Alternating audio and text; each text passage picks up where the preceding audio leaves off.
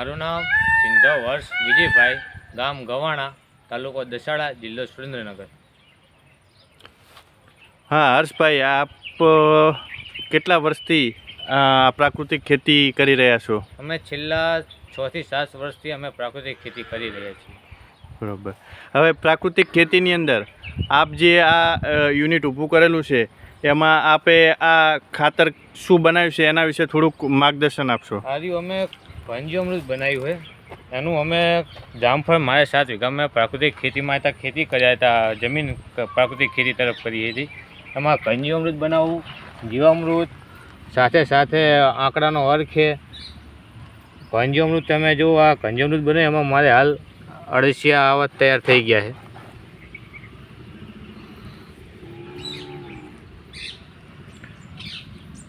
બીજું આપ જામફળની અંદર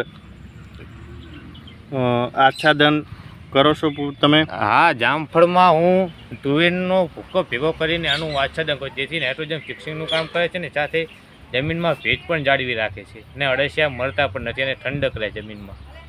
બરોબર છે. હવે આ ખાતર આપે કઈ રીતના બનાવ્યું એનું થોડુંક માર્ગદર્શન આપશો. ખાતરનો મેં કેટલો ટીચન જેટલો આમ બેડ બનાવ્યો તો આખો 1 લારી જેટલું ખાતર થાય આટલું બેડ બનાવી લે. અંદાજે 2000 કિલો જેવું. હા, 2000 કિલોમીટર થાય. એમાં હું 10-7 દિવસે આમાં જીવામૃત નાખું, જીવામૃત નાખીને 7 દિવસ રાખીને પછી એને પલટાઈ વાળું, પછી પાછું જીવામૃત નાખીને પાછું હોય 7 દિવસે પલટાઈ વાળું, રીતે ખાતર તૈયાર કરું હું. ઓકે. અને એની અંદર આ સાથે તમે આવા આચ્છાદન માટેનો આ કચરો ખેતરની અંદર તમે નાખો છો તો એનાથી ફાયદો શું થાય છે? આનાથી ફાયદો એ થાય કે જમીન સારી અને ભેજવાળી રહે, કડક ટાઈટ નથી રહેતી, ને સાથે શું બેક્ટેરિયા અંદર જીવિત રહે. આ હાલ મેં પંચામૃતમાં નાખવાનું કારણ એ કે અહીંયા વાડીએ ત્યાં કાબરું છે, મોર છે, ચકલા, એ બધા મારા અળસિયા બહુ ખાઈ જતા હતા. એ પછી મેં કીધું ખેતરમાં કહી આની ઉપર મલ્ચિંગ કરી, તેથી અળસિયાની ઠંડક રહે અને સાથે કોઈ પશુ પક્ષી ખાય નહીં અળસિયા. અને આપનો પ્રાકૃતિક કૃષિનો અનુભવ? પ્રાકૃતિક કૃષિ જે રાસાયણિક કે રાસાયણિક જેટલું કે ના થાય ઉત્પાદન, મારે રાસાયણિક કરતાં પણ સારું થાય છે. મારે 4 વીઘામાં જામફળી છે, એનું મારે અંદાજિત લાખ જેટલું ઉત્પાદન થઈ જાય છે જામફળનું. ઓકે. જામફળમાં તમે કોઈ વેલ્યુ એડિશન કરો છો? હા, જામફળમાં હું અને જામફળ ત્યાં વેચાણ કરું છું, સાથે સાથે જામફળનો પલ્પ પણ બનાવું છું.